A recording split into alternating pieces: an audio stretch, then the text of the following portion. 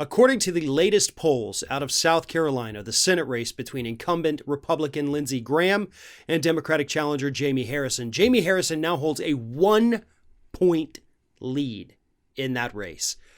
That is absolutely remarkable. It's still obviously well within the margin of error. There's still, 2 weeks before the election. Anything can happen. But a Democratic challenger right now polling ahead of Lindsey Graham, incumbent Republican, is huge. And the amount of money that Jamie Harrison is pulling in for the Senate race is huge.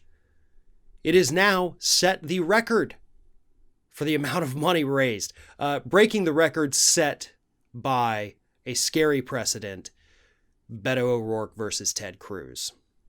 Now, I'll get more into that in a minute, but Lindsey Graham, after coming out of the Amy Coney Barrett hearing yesterday, decided to let reporters know how bad the race is going for him. And he did it in the hall of the Senate. He was in the Senate building when he made this pitch, which, by the way, is actually illegal. Take a look. Well, I think people in South Carolina are excited about Judge Barrett. I don't know how much it affected fundraising today, but if you want to help me close the gap, lindseygraham.com, a little bit goes a long way. The bottom line is my opponent raised $57 million. Congratulations to him. That's the most anybody's ever raised in the history of the Senate. I raised $28 million, the most any Republican has ever raised. I think the contest in South Carolina has taken on sort of a national profile. I think what's happened in my case is that I stood up for Kavanaugh, and that made some people pretty upset on the left, and I've been helping President Trump. But I trust the people of South Carolina to get it right. The state's not for sale. I feel really good about my campaign. I've never felt better about my campaign than I do right now. Going to work hard, run through the tape. What Lindsey Graham did there is illegal. It is a violation of 18 U.S. Code 607. No lawmaker is allowed to solicit funds from inside the building.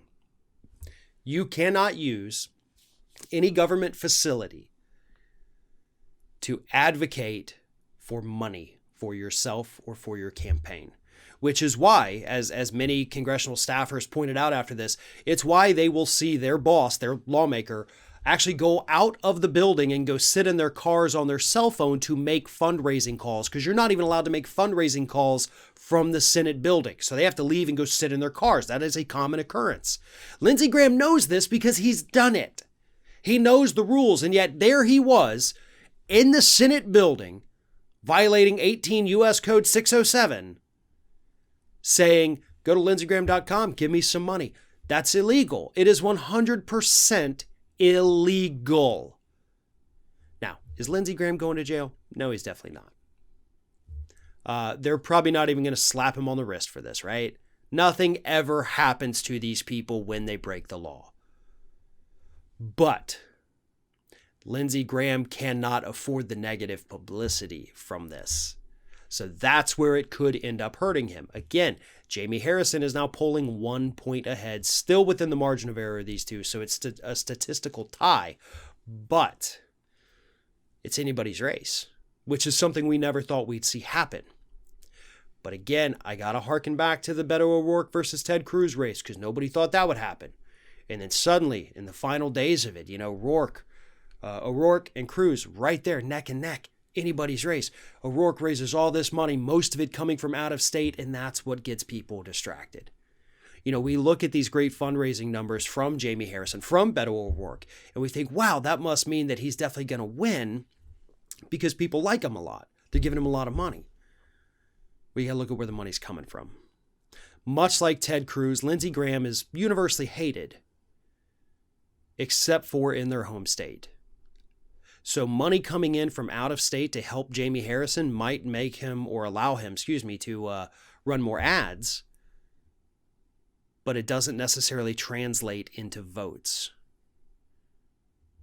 And that's the sad part of it. That's what happened to Beto. Hopefully it does not happen to Jamie Harrison. I am optimistic, cautiously optimistic, I would say. I hope, against all hope, that he beats Lindsey Graham. But we've seen this story before and it didn't work out well. But at the very least, he's got some new fodder as we head into the final 2 weeks before the election, with Lindsey Graham openly violating the law in the Senate hallway.